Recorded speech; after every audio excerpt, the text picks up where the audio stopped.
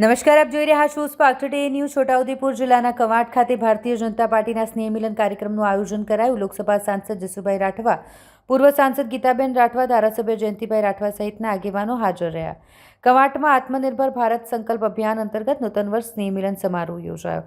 ગાયત્રી મંદિરના મેદાનમાં નૂતન વર્ષ નિમિત્તે સ્નેહ મિલન સમારોહનું આયોજન થયું, જેમાં સાંસદ જસુભાઈ રાઠવા, ધારાસભ્ય જયંતિ રાઠવા, પૂર્વ સાંસદ ગીતાબેન રાઠવા, જિલ્લા પંચાયત પ્રમુખ મલકાબેન પટેલ, ઉપપ્રમુખ રણજીતભાઈ ભીલ, તાલુકા પંચાયત પ્રમુખ મિલિંદભાઈ રાઠવા, કવાંટ તાલુકા ભાજપ પ્રમુખ સંજય રાઠવા તેમજ જિલ્લા પંચાયત તાલુકા પંચાયતના પદાધિકારીઓ મોટી સંખ્યામાં ભાજપના કાર્યકર્તાઓ ઉપસ્થિત રહ્યા હતા। કવાંટ મુકામે 138 જેતપુર પાવી વિધાનસભાના કાર્યકર્તાઓના નવા વર્ષના સ્નેહ મિલનનો પ્રસંગ ઉજવાયો।